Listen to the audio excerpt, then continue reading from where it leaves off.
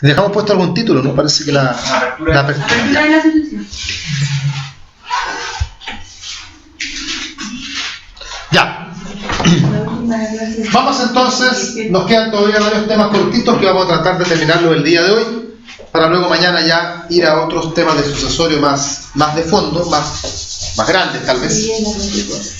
Vamos a ver la apertura de la sucesión. Un tema que va acompañado de otro tema que es la delación. Pero vamos a ver la apertura primero y la delación la veremos después. ¿Qué es la apertura de la sucesión? Como concepto,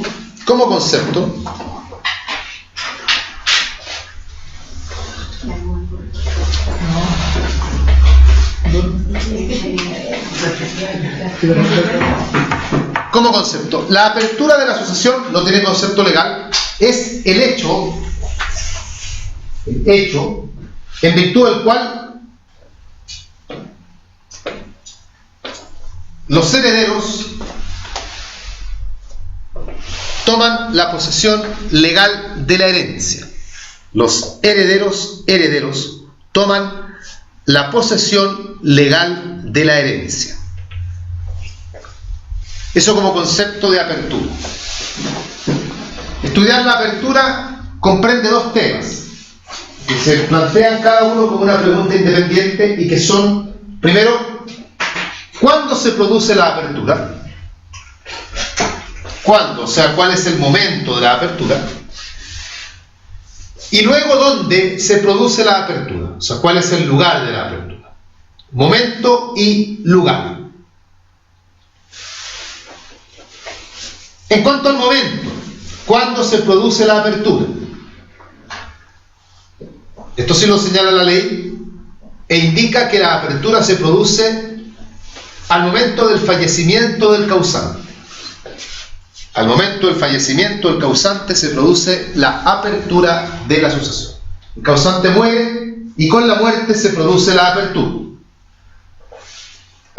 Esto tiene una excepción y que es el caso de la muerte presunta, puesto que ahí la apertura de la sucesión se produce cuando se decreta la posesión definitiva de los bienes, independiente que a esa altura la persona puede estar viva, muerta, no se sabe realmente, pero como también la muerte presunta gira sobre la idea de generar efectos similares a los de la muerte respecto a una persona que ha desaparecido, entonces en ese momento se va a producir la apertura.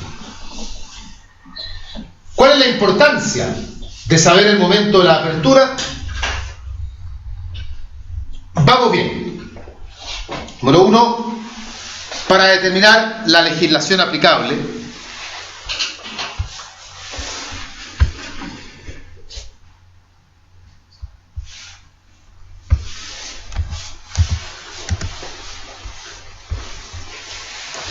esto pues la ley indica que la sucesión se rige por la ley vigente al momento de la apertura. Segundo, también para determinar si las personas de los asignatarios son o no son capaces, puesto que la capacidad se debe tener al momento de la apertura de la sucesión, por ejemplo, tener existencia.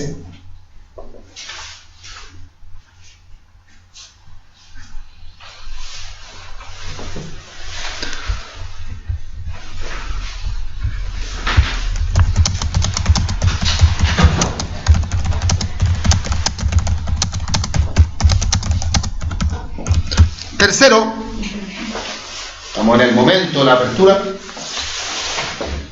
puesto que desde ahí se produce la comunidad hereditaria, ahí nace, ahí surge la comunidad hereditaria, la que forman los herederos, aunque lo ignoren, los herederos son comuneros y lo son desde el momento de la apertura de la sucesión.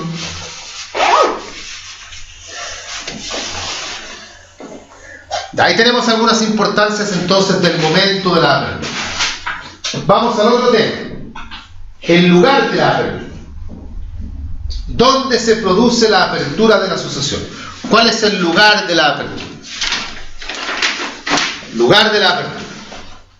Sobre el lugar, también tenemos una regla general que la señala la ley, e indica que la apertura se produce en el lugar del último domicilio del causante, en el lugar correspondiente al último domicilio del causante, es decir, donde el causante haya tenido su último domicilio, ese es el lugar de la apertura.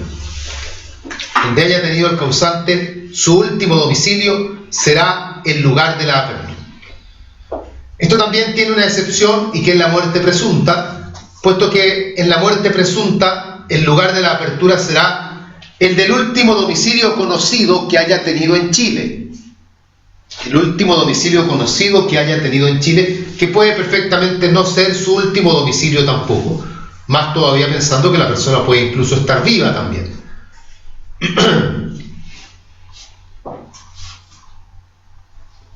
Importancia del lugar de la apertura. ¿De qué sirve saber cuál es el lugar de la apertura? También tiene variadas importancias. Número 1, también sirve para determinar la legislación aplicable. Determina la legislación aplicable. Número 2, para darle competencia a ciertos órganos. Darle competencia a ciertos órganos, por ejemplo, la competencia a los tribunales, por ejemplo, para tramitar una posesión efectiva, en caso que haya que hacerlo ante tribunales, será el tribunal que corresponda al del último domicilio del causante, o sea, al tribunal competente del lugar de la apertura.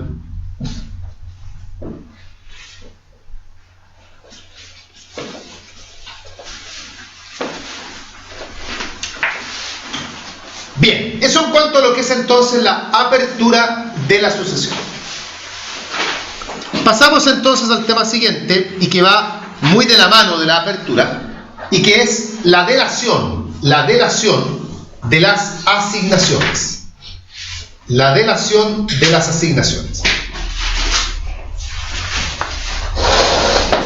La delación, esta sí está definida por la ley. Esta la trata la ley. Y la define como el actual llamamiento que hace la ley, para aceptar o repudiar una asignación. El actual llamamiento que hace la ley para aceptar o repudiar una asignación.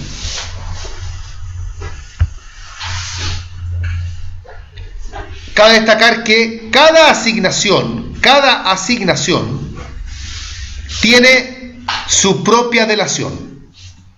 Cada asignación tiene su propia delación.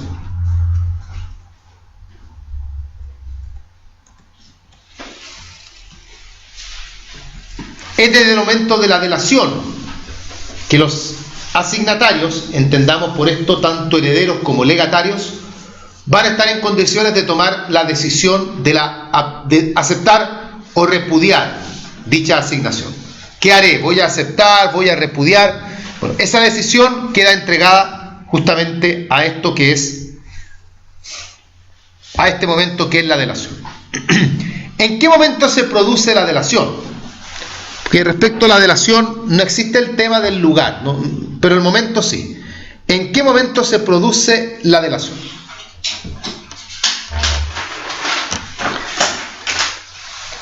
La ley indica que la delación va a ocurrir al momento de la muerte. O sea, nos damos cuenta entonces que con la muerte se van a producir dos fenómenos. Con la muerte vamos a tener apertura y con la muerte también vamos a tener delación. Por lo tanto, desde el momento de la muerte estará en condiciones el asignatario de tomar alguna determinación, aceptar o repudiar. Hay, sin embargo, una excepción, y que son las asignaciones que se encuentran sujetas a condición, particularmente las que se encuentran sujetas a condición suspensiva. Aquellas asignaciones que se encuentran sujetas a condición suspensiva. Por ejemplo, le dejo a Mitzi 1 millón de pesos para cuando ella apruebe su examen de grado. ¿Qué ocurre ahí? Ahí la ley indica que cuando el causante muera, esa asignación condicional, para que el asignatario pueda aceptar o repudiar, o sea, para que se produzca la delación, se debe esperar a que la condición se cumpla. Nada saca hoy día Mitzi, estando yo muerto, con decir que ella acepta el 1 millón de pesos cuando resulta que la condición aún no se cumple.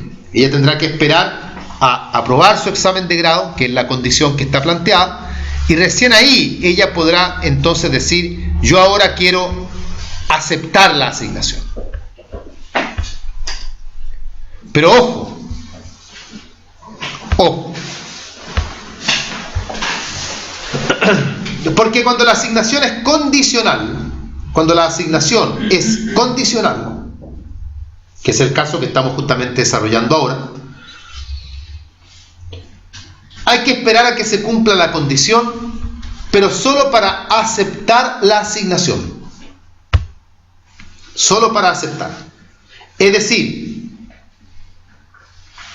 si el asignatario, en el ejemplo Mitzi, ella ya tiene claro que la asignación la quiere repudiar, para eso no es necesario esperar a que se cumpla la condición. Si va a repudiar, puede repudiar de inmediato. No necesita esperar a que la condición se cumpla.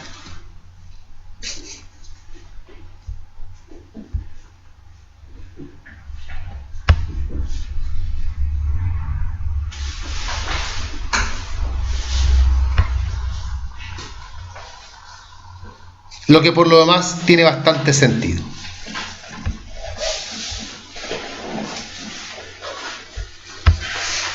Bien, para resumir esto último, para que no tengamos problemas, tenemos entonces una asignación pura y simple, como es la regla general, por lo demás, y tenemos una asignación que está sujeta a condición suspensiva, que sería el ejemplo que hemos dado con Mitzi. Condición suspensiva. Pura y simple por un lado, condición suspensiva por otro.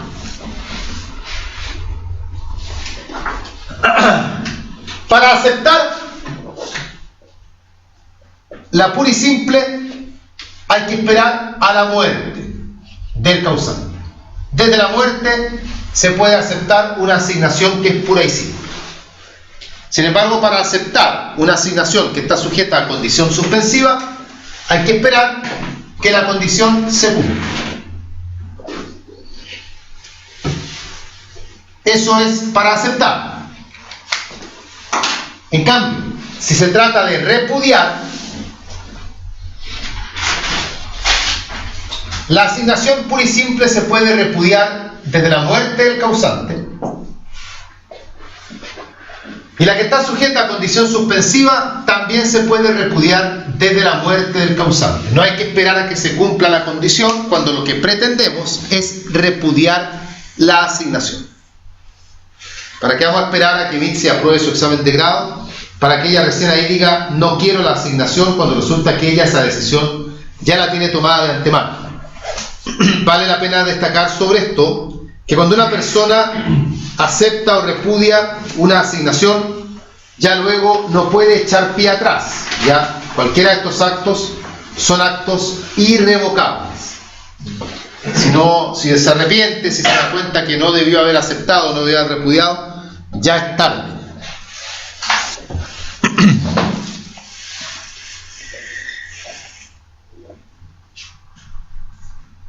Eso entonces como tema de lo que es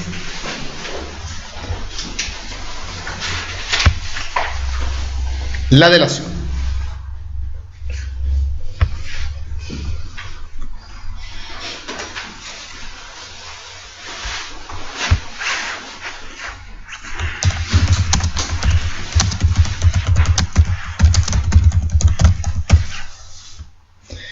Pasamos a otro tema.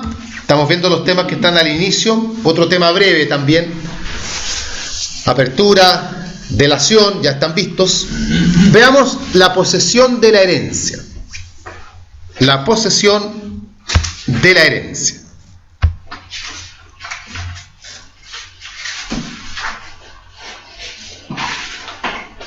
Posesión de la herencia.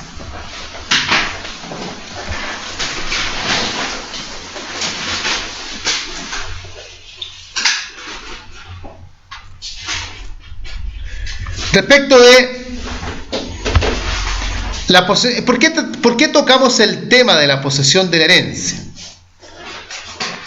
Lo tocamos porque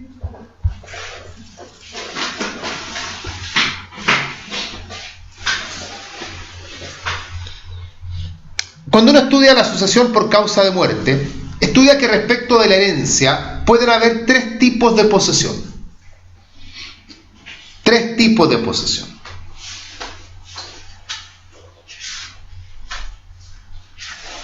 Estos son la posesión legal de la herencia, posesión legal de la herencia,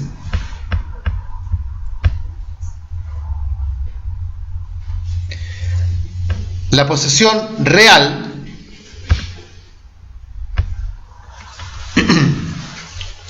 y la posesión efectiva.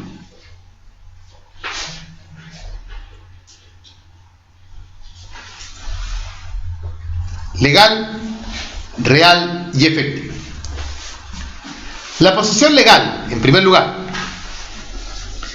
Esta, la legal, es la que se produce al momento del fallecimiento del causante.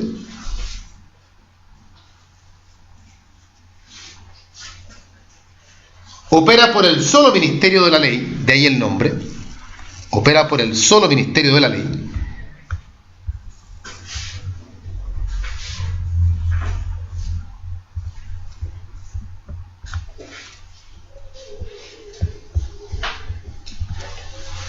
Y los herederos la toman aunque lo ignoren. Los herederos van a tomar esta posesión legal aun cuando lo ignoren. La verdad es que la única finalidad de esta posesión legal es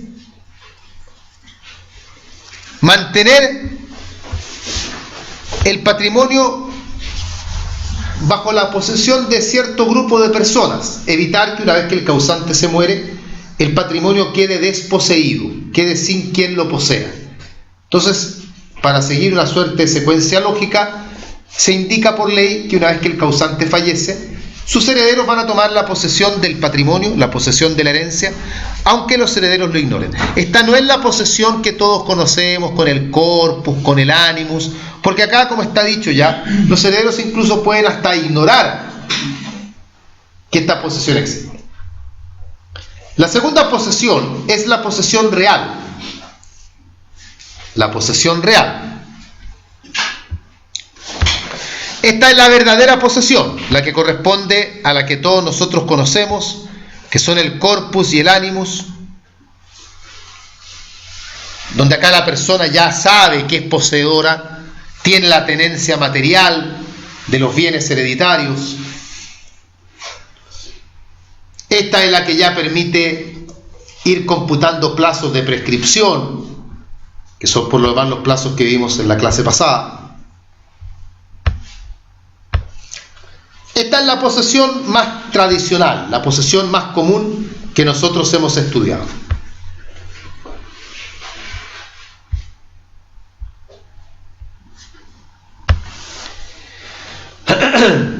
La tercera clase de posesión. La tercera clase de posesión es la posesión efectiva. Posesión efectiva. Esta, la posesión efectiva, es un trámite de carácter administrativo judicial.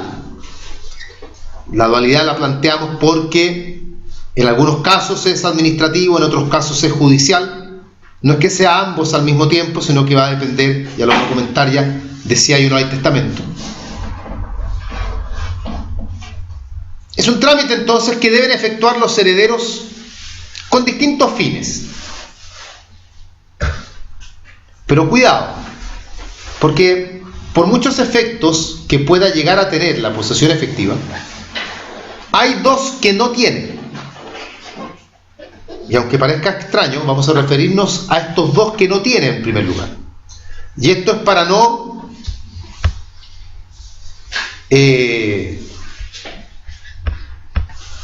para que no incurran en errores. Primero, la posesión efectiva no sirve para adquirir la herencia. No es un modo de adquirir. No es que yo ahora recién adquirí todo porque hice la posesión efectiva. No. El común de la gente piensa que sí. A veces los alumnos también piensan que sí, pero no es así. Y segundo, la posesión efectiva tampoco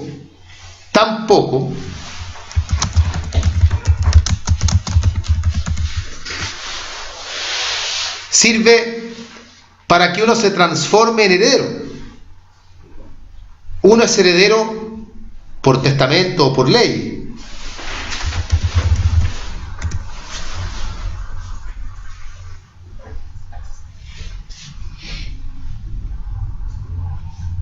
Si no hiciste la posesión efectiva, entonces no eres heredero.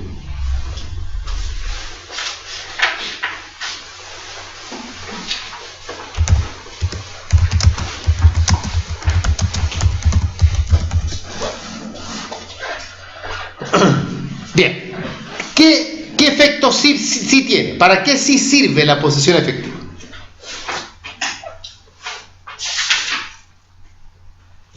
Uno, como lo vimos en la clase pasada, la posesión efectiva permite acortar los plazos de prescripción.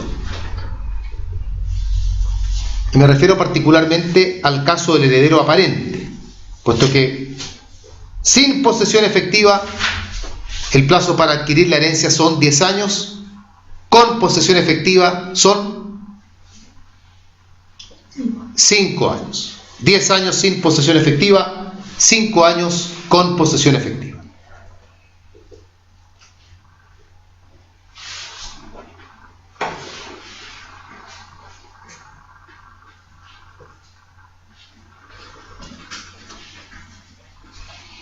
Otro efecto de la posesión efectiva es que es una de las inscripciones hereditarias, que lo vamos a ver, es una de las inscripciones hereditarias. Ya vamos a ver justamente a continuación qué son las inscripciones hereditarias. 3. Sirve para realizar el pago de los impuestos. Como bien sabemos, y lo han experimentado aquellos de ustedes que hayan tenido que tramitar alguna posesión efectiva, dentro del proceso de trámite de la posesión efectiva es que se calcula el impuesto y se paga también el impuesto, si es que hay algún impuesto que pagar, porque puede que no haya que pagarlo tampoco, pero todo eso se descubre y se realiza dentro de lo que es el trámite de la posesión efectiva en sí. Estas son entonces las posesiones que pueden existir en la herencia. Veamos ahora, como estaba anticipado ya, las inscripciones hereditarias. Inscripciones hereditarias.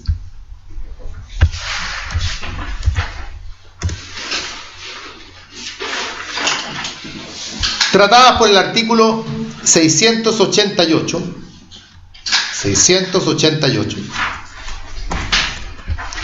Incluso son conocidas como las inscripciones del 688. Son conocidas como las inscripciones del 688.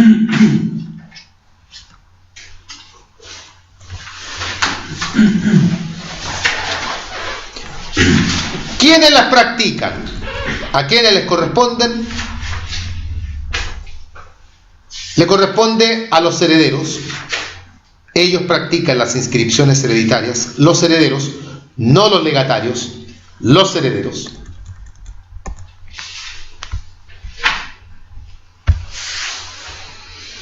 ¿Con qué fin se practican?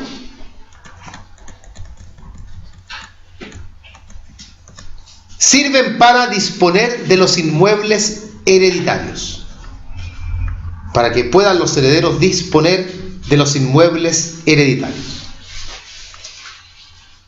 Y esto es muy claro de verlo en el mismo artículo, porque el artículo parte por ahí, parte indicando que las inscripciones las practican los herederos y parte indicando además que se practican con el fin de poder luego enajenar, disponer un inmueble hereditario. ¿Cuáles son las inscripciones? Vamos mirando el mismo 688. La primera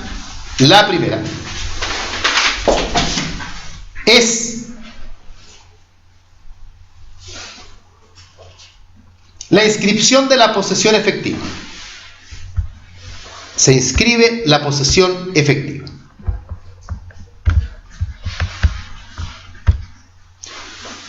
¿Dónde se inscribe? Aquí hay que distinguir. Si la posesión efectiva se tramitó ante el registro civil, esto es, cuando no hay testamento, se tramitó ante el registro civil,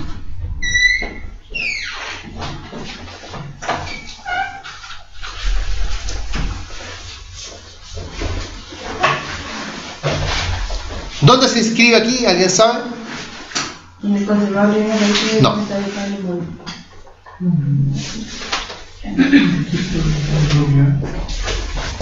No, el registro de propiedad no tiene nada que ver.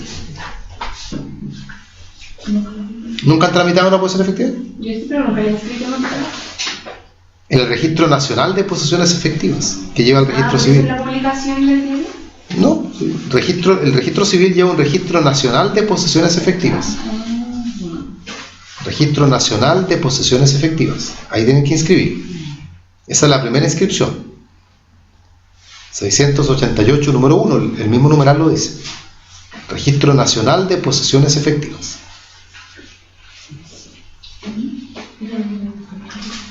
Ahora, si la posesión efectiva se tramitó ante tribunal, lo que significa que la sucesión tenía testamento, en ese caso la inscripción se practica en el conservador de bienes raíces. ¿En cuál? De último viejo. Bien, aquel que corresponda al último domicilio del causante. No tiene nada que ver dónde estén los inmuebles. Aquel que corresponda al del último domicilio del causante.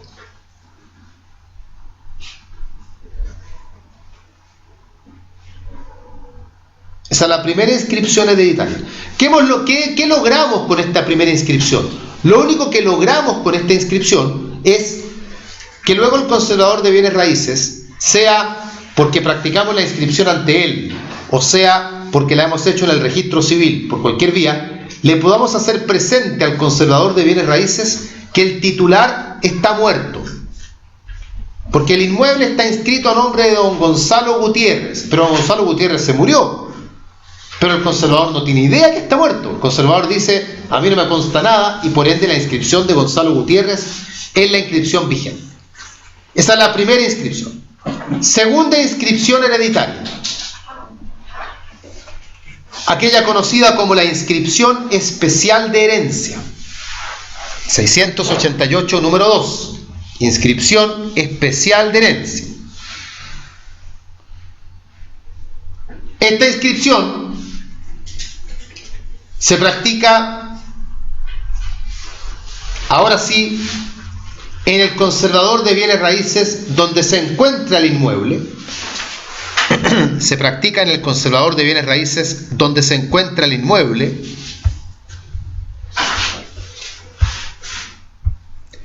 Y con ello se inscribe el inmueble a nombre de la sucesión.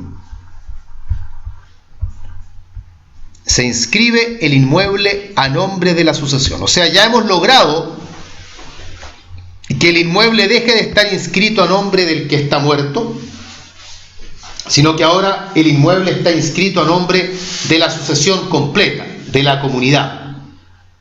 Lo que se inscribe materialmente es de nuevo la posesión efectiva.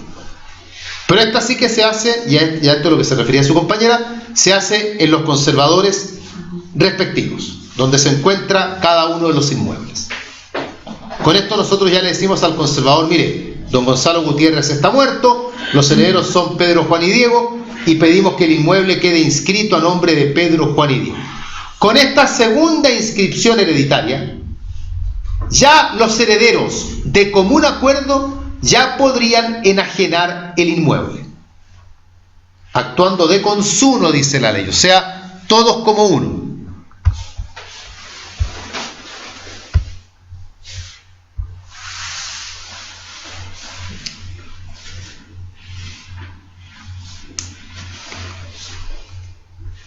Profesor, por ejemplo, una pregunta, por ejemplo, eran 3 hermanos, 4 hermanos, se murieron todos, queda uno, los hijos de los otros hermanos también tienen que seguir haciendo, por eso es que las posesiones efectivas tienen que estar todas hechas para que pueda haber un orden, que es lo que usualmente en la práctica no ocurre, porque la gente no hace las posesiones efectivas y después se siguen muriendo, y cuando llega el momento que hay que hacer una, ya uno le piden como abogado que haga la última, uno tiene que hacer toda la anterior, porque hay que mantener la secuencia lógica.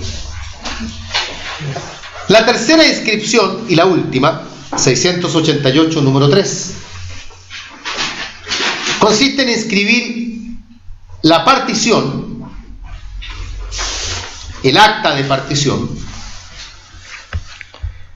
inscribirla en los conservadores que corresponden a donde se encuentran los inmuebles, inscribir dentro de los conservadores donde se encuentran los inmuebles,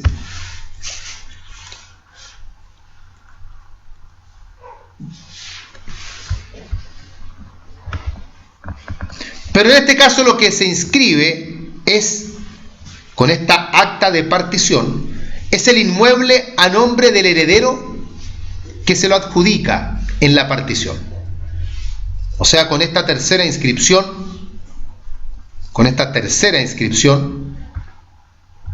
el inmueble ya no va a estar a nombre de la sucesión completa, sino que ahora el inmueble va a estar a nombre de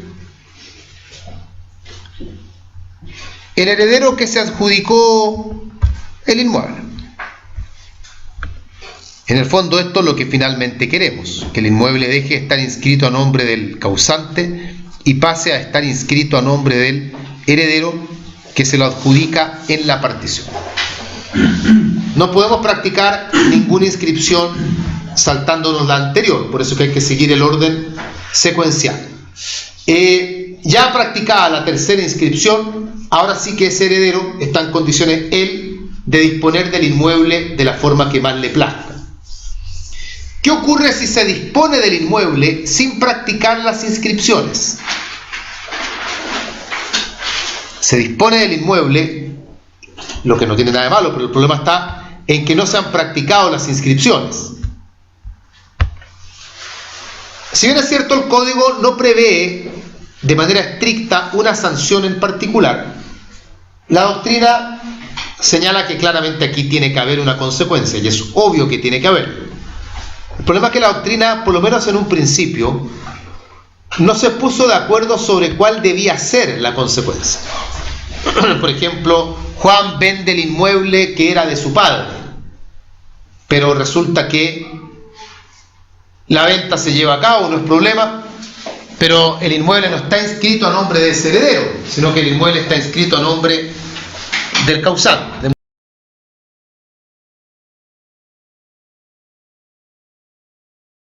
Se pensó que las sanciones podían ser nulidad absoluta, aduciendo que habría una infracción a una norma prohibitiva y por ende habría objeto ilícito en la venta.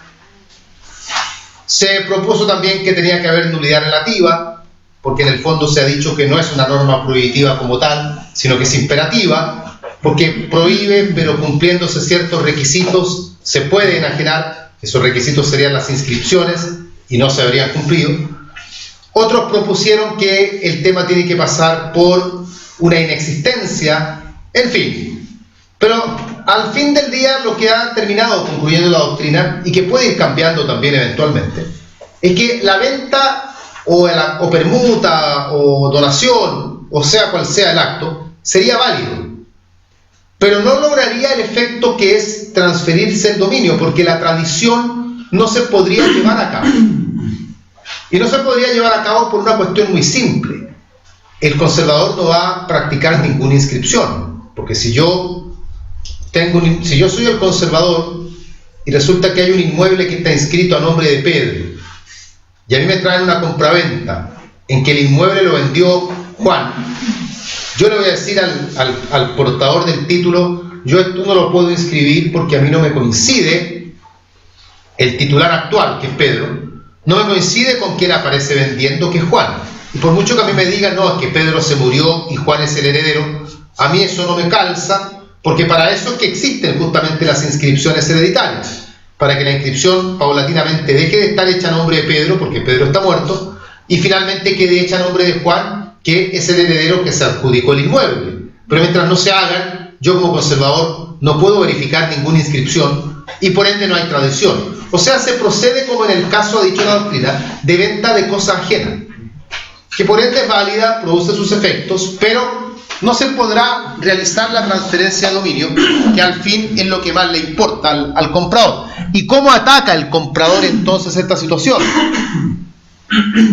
Porque si me están diciendo que la venta es válida, yo como comprador, que tal vez incluso ya pagué el precio ya, ¿qué hago? Porque no puedo pedir la nulidad entonces. Bueno, se atacaría vía incumplimiento de contrato nada más, que es lo que ocurre en todo caso de venta de cosa ajena por lo demás.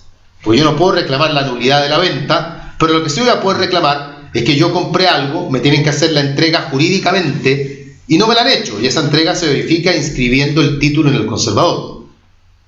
Y por ende, incumplimiento de contrato, y por esa vía habría que intentar reclamar y lograr con ello además que se restituya el precio si se hubiese pagado algo. Ese es como el camino de la sanción que en este momento se plantea en doctrina. Como es un tema que ha cambiado bastante, es probable también que en el futuro pueda seguir cambiando también, no es un tema que esté completamente cerrado. Bien, ahí tenemos cerrado entonces otro tema. Hemos visto la apertura de la sucesión, hemos hablado de la delación de las asignaciones, hemos hablado de las posesiones en la herencia y ahora las inscripciones hereditarias. Un tema muy cortito antes del break: los comurientes. Tema muy cortito. Los comurientes.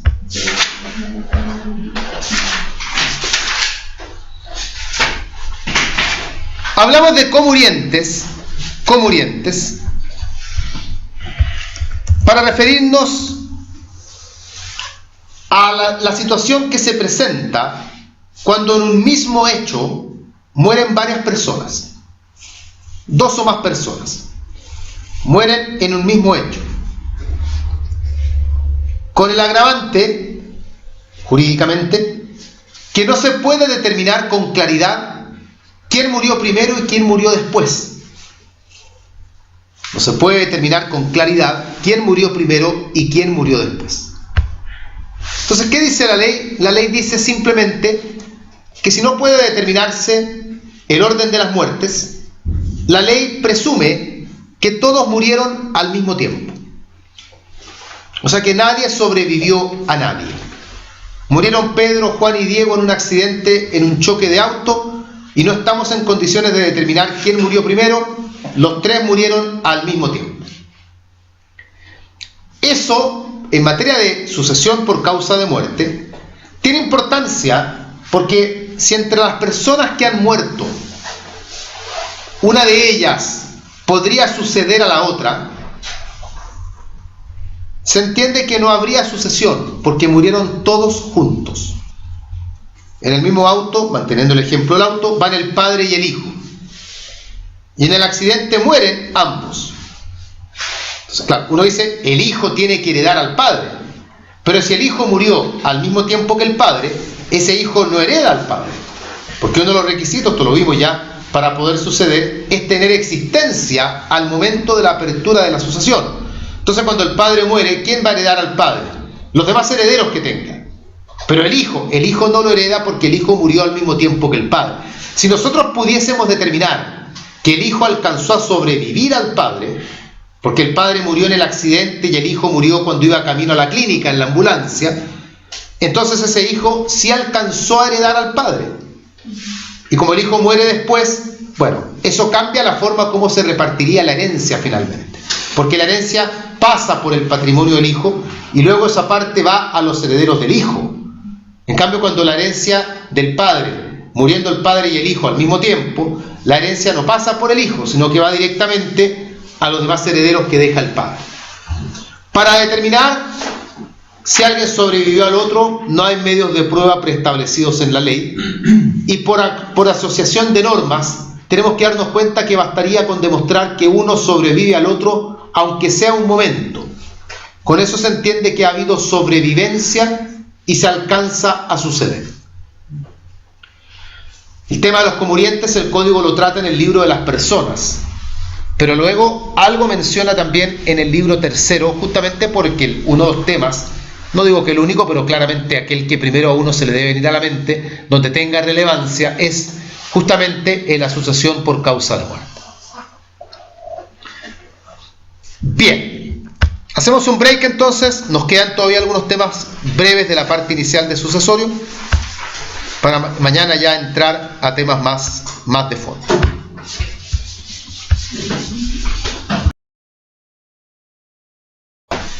Colocaré el aviso de que seguimos.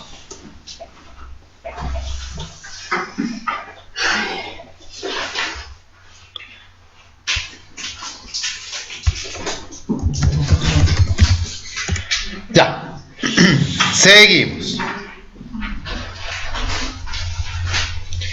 Pasamos a otro tema ahora que en parte ya lo hemos visto, que dice relación con, como tema, como nombre, como título, requisitos subjetivos para suceder. Requisitos subjetivos para suceder. Es decir, estudiar cuáles son los requisitos que debe reunir la persona que va a suceder. No los requisitos de la asignación ni los requisitos del testamento, sino que los requisitos que debe reunir el asignatario.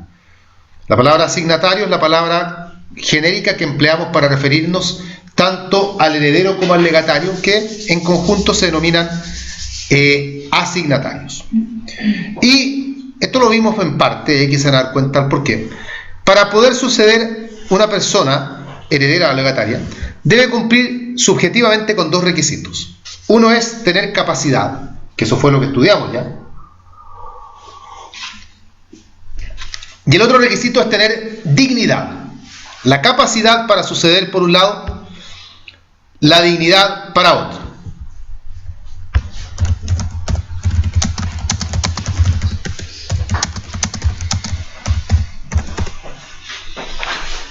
De la capacidad ya conversamos, ya sabemos, como siempre ocurre en materia de capacidad, que la regla general es que toda persona es legalmente capaz, excepto los que las leyes declaran incapaces, y que acá en materia de sucesión la capacidad a la que se hace referencia es capacidad de goce y no capacidad de ejercicio, y que los incapaces para suceder, estoy recordando, se pueden dividir en dos categorías, que son los incapaces absolutos por un lado y por otro lado los incapaces relativos.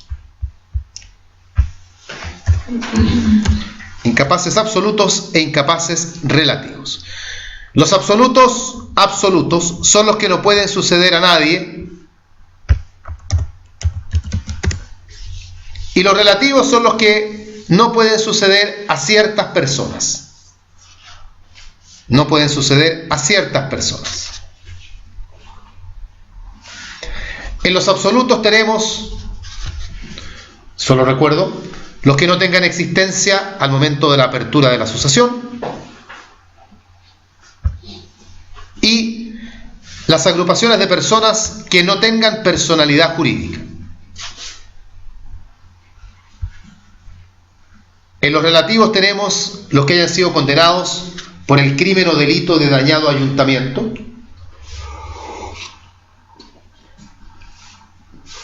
Está también, en segundo lugar, dentro de los relativos, el caso particular del eclesiástico confesor, el eclesiástico confesor. Y en tercer lugar, también un caso particular que es el del notario y los testigos. Lo cito así nada más porque ya hemos visto ya en qué consiste.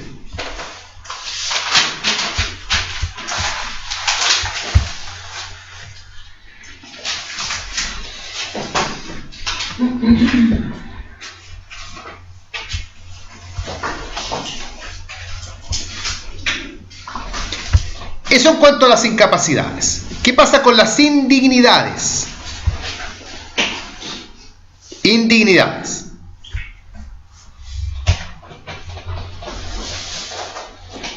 Y acá entramos en un tema diferente. Porque una persona, para poder suceder, no solamente tiene que tener capacidad, sino que además debe tener dignidad, debe ser digno para suceder. Y la dignidad tiene que ver en parte con una suerte de, por darle un nombre, de idoneidad moral que debe tener el individuo. O sea, una persona tiene que merecer suceder. ¿Te has portado bien? ¿Mereces suceder a otro o no mereces suceder? Y eso es lo que uno mide a través de ser o no ser digno. En todo caso, la dignidad tiene que ser en relación del asignatario con el causante. Esta conducta tiene que ser la conducta que se da entre asignatario y causante.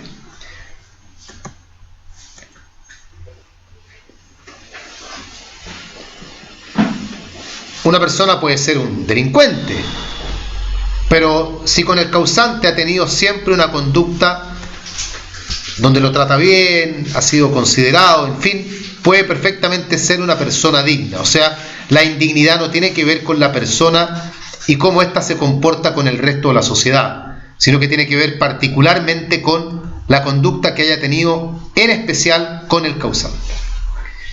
La regla general es tener dignidad, o sea, la regla general es ser digno. Esa es la regla general, tener dignidad. Pero hay personas que son indignas para suceder. Personas que son indignas para suceder. Y las indignidades están señaladas por ley. La ley se encarga de señalar quiénes son indignos. Y no lo hace en un solo artículo, sino que hay diversos artículos que tocan a las indignidades. Pero claramente el más importante de todos los artículos, que son varios, es el 968, que menciona las indignidades más importantes. Están aquí además las indignidades que ustedes como alumnos tienen que saber, pero además tienen que saber que no son taxativas, o sea que hay otras indignidades también. Pero especialmente uno debe aprender estas que están aquí en el 968. ¿Cuáles son?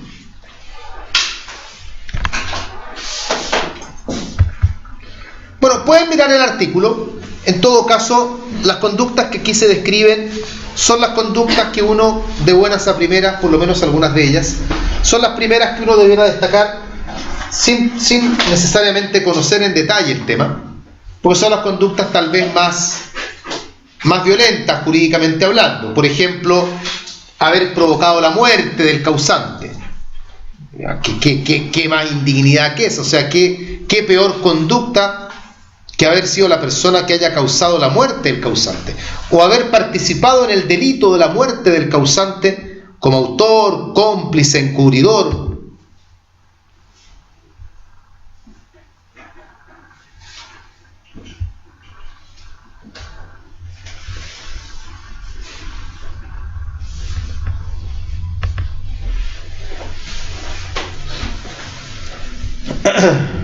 O por ejemplo, la persona que atenta contra el honor, la vida,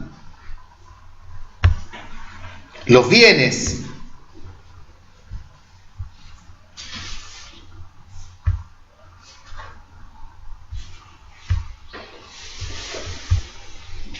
de la persona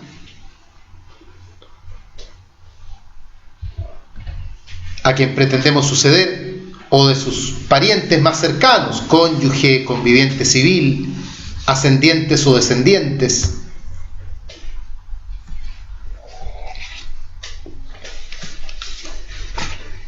Aquí también está el que, valiéndose de fuerza o dolo,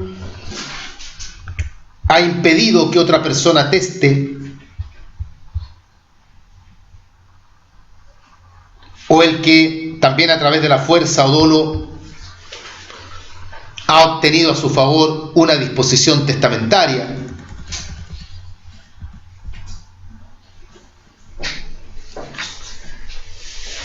El que a través del dolo ha ocultado el testamento, y esta situación en particular alguna vez la comentamos porque aquí se genera uno de los pocos casos en que la ley presume dolo.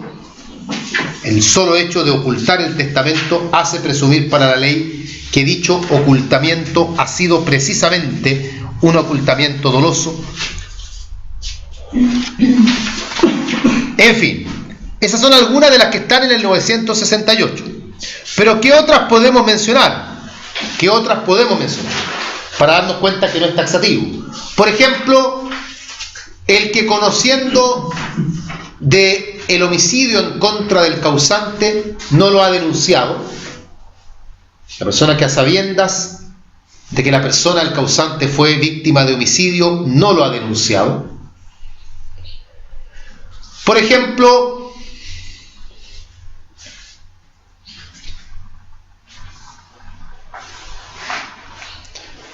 el cónyuge que ha dado lugar a la separación culpable por su culpa, el cónyuge culpable en la separación culpable, eso lo conocemos, ya lo vimos ya.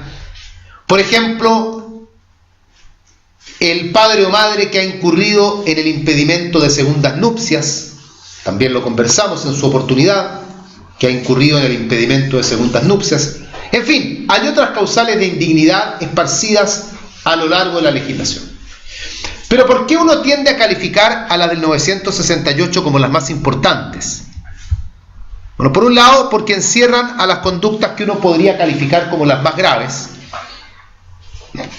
Pero además, porque las conductas que están descritas en el 968 no solamente van a provocar indignidad para suceder, sino que también, en un tema aparte, son las causales que pueden privar a una persona del derecho de alimentos. Se consideran casos de injuria grave o injuria atroz, y que son las únicas causales que pueden privar a una persona de su derecho de alimentos. Y por eso las del 968, desde ese punto de vista, se califican como causales más graves en comparación al resto.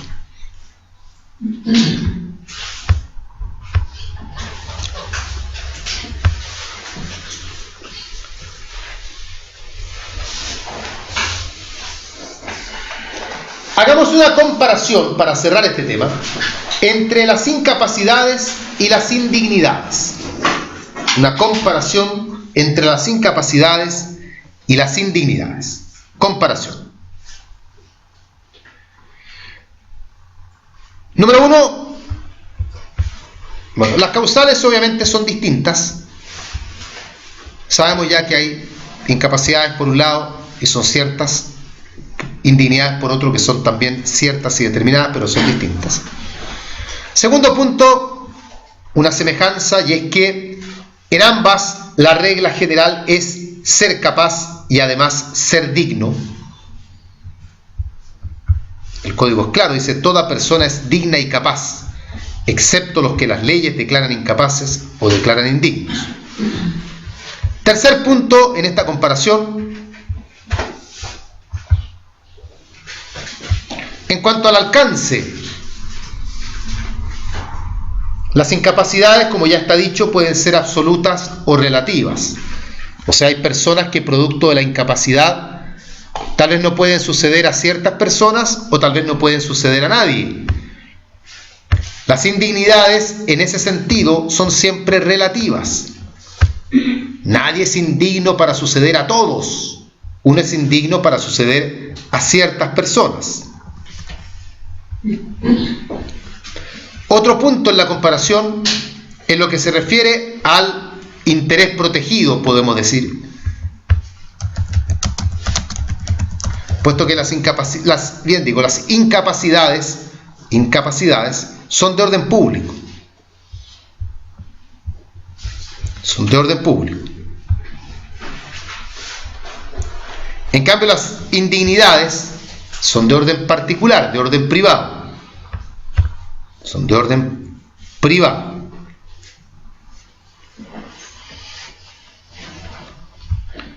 Otro punto en la comparación, en lo que se refiere a la posibilidad de ser perdonadas. Las incapacidades no se pueden perdonar. El testador no puede decir, ya le voy a dejar igual algo al incapaz, lo perdono. No, porque son de orden público, entonces no se pueden perdonar. Las indignidades, en cambio, sí pueden ser perdonadas por el testador. Por muy mal que se haya comportado mi hijo, yo igualmente le dejo la parte de herencia que le corresponde y le perdono la indignidad.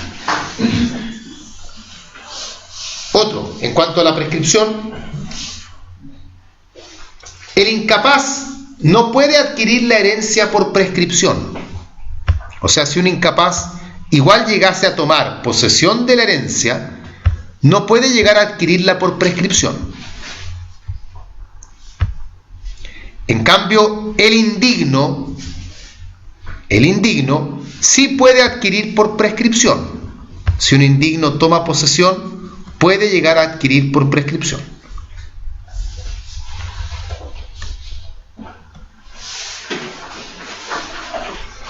Otro punto en la comparación, en cuanto a la posibilidad de purgarse. La posibilidad de purgarse.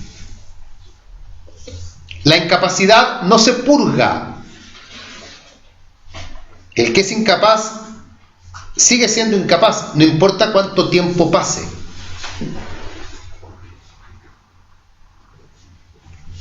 Las indignidades, en cambio, las indignidades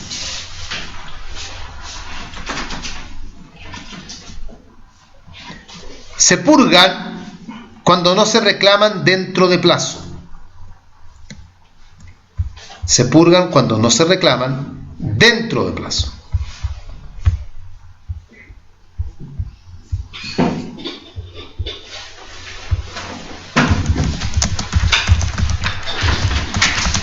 Entre paréntesis, una indignidad, generalmente, las indignidades las reclaman los demás herederos. Generalmente las reclaman los demás herederos.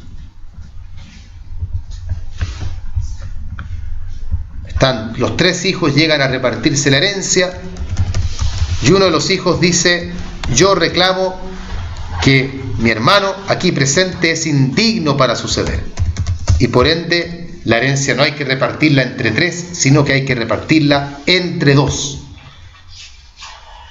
Y generalmente será él entonces quien reclamará desde ese punto de vista la indignidad. ¿Cuál es el plazo para reclamar una indignidad?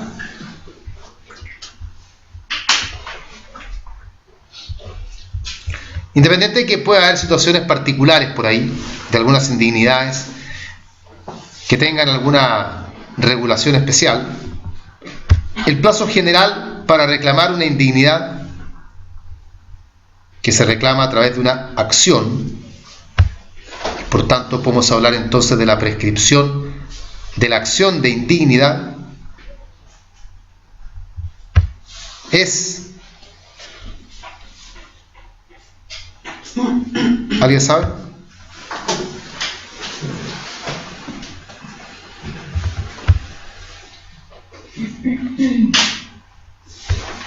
No. 5 años. 5 años para reclamar una indignidad.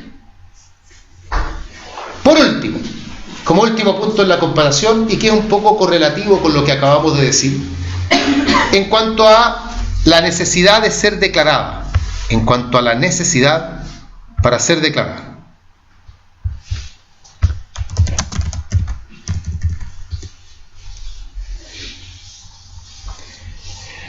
Las incapacidades Las incapacidades no necesitan declaración judicial. Operan por el solo ministerio de la ley. El que es incapaz no hereda, no sucede.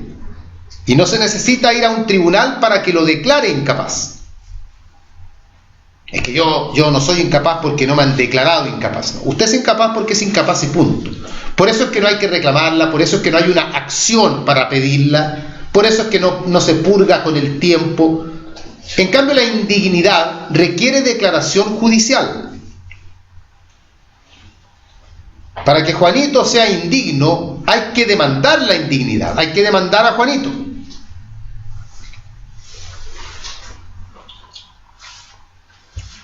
Y ese es un tema que se ventila ante la justicia ordinaria. ¿Por qué lo digo? Porque no es un tema que se vea en una partición, por ejemplo. El juez partidor, que es un juez árbitro, no tiene competencia para resolver este punto. Esto tendría que ventilarse, tiene que ventilarse ante justicia ordinaria y se demanda. Y por eso es que hay una acción. Y por eso yo les digo que quien demanda la indignidad generalmente es otro heredero o bien un legatario, pero es alguien que tenga algún interés en esto. Y hay un juicio por medio, y es un tema que puede llegar a ser largo, porque mal que mal, lo que estamos buscando es privar a un asignatario de su asignación. Y les alcanzo algo más. Indigno puede ser cualquiera, incluso un legitimario. O sea, una manera de privar a un legitimario de su legítima podría ser también a través de una indignidad. No hay que creer que las indignidades no alcanzan a los legitimarios. Uno siempre está tan acostumbrado a que los legitimarios son punto menos que intocables. Uno cree, no, un legitimario no puede ser indigno. Claro que puede serlo. A ver, si yo maté a mi padre, obviamente que el resto de mis hermanos va a alegar que yo no tengo derecho a suceder, porque no merezco suceder. Por eso uno, a pesar que la ley no la define, uno tiende a definir la dignidad siempre recurriendo a conceptos como que el ser digno es tener idoneidad moral, tener el merecimiento para poder suceder a otro. Ambos son copulativos. El que quiera suceder tiene que ser capaz y tiene que ser digno.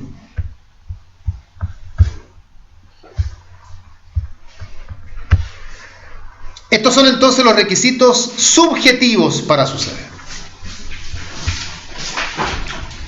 ¿Hay requisitos objetivos también? Sí, hay requisitos objetivos. No los vamos a ver acá.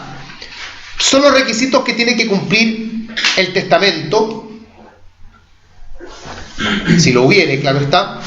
Y son también los requisitos que debe cumplir la asignación, que de todas maneras es los mismos requisitos del objeto, o sea, ser comerciable, existir o esperarse que exista, determinada o al menos determinable. Juanito podrá ser capaz y ser digno, pero si a Juanito se le dejó como legado la luz del sol, obviamente esa asignación no vale. Por mucho que él tenga capacidad y que él tenga dignidad, el objeto de la asignación, en ese caso es un objeto incomerciable, y él no puede gritarle a todo el mundo la luz del sol es mía porque mi papá me la dejó a mí. No. Lo mismo ocurre con cualquier otra asignación. Bien, cerramos entonces ese tema que también es un tema de los temas que están al inicio. ¿Qué tema nos queda de los temas que están al inicio? Que ustedes lo van a ver en material complementario, que creo que está ya en la carpeta, y que es la teoría de los acervos. ¿Ya?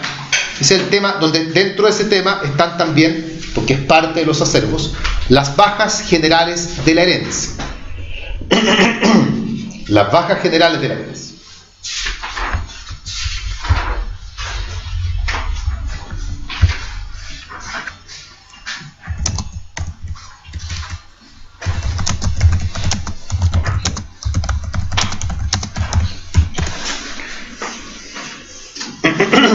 Con esto cerramos la parte general, la parte que contiene estos temas que se supone uno debe estudiar cuando entra al curso de Derecho Sucesorio. ¿Qué nos queda de sucesorio? Nos queda, que lo veremos mañana, los derechos de la sucesión, donde nos vamos a centrar principalmente en la transmisión y la representación. Y nos queda también, que también lo veremos mañana creo, o si no parte el día siguiente, las asignaciones forzosas, que es otro de los temas más centrales de todo lo que es sucesión por causa de muerte. Legitimarios, las mejoras, algo de alimentos, en fin. Y haremos también, para aprovechar de tocar algunos temas que quedan sueltos por ahí, un paralelo entre los herederos y los legatarios. Eso nos va a dar también la razón para ir tocando temas como, por ejemplo, qué significa ser heredero de cuota, o qué alcance tiene ser legatario de género o de especie o cuerpo cierto, y otros temas que van quedando por ahí también en el tintero. Sucesorio tendría que estar listo en las 2 clases que quedan esta semana, para así la próxima semana dedicarla a ver someramente algunos aspectos de contratos, que yo les dije que ahí tal vez sea el civil donde yo menos los puedo ayudar porque es mucha memoria, pero sí tenemos que ver, por lo menos en una clase, la parte inicial, que es la teoría general del contrato. Pero de ese tema hemos visto bastante ya, los principios contractuales, en fin, pero nos quedan algunos temas como la interpretación de los contratos y cosas que vamos a tener que ver ahí. Eso probablemente va a estar para la próxima semana, de manera tal que ya desde la semana subsiguiente, o tal vez incluso desde la próxima, ya tendría que partir procesal. Pero no nos adelantemos, ya de eso vamos a conversar cuando llegue el momento. Por hoy estamos ok entonces. Dejen puesto como título para mañana, para que yo lo recuerde también, los derechos de la sucesión. Derechos de la sucesión.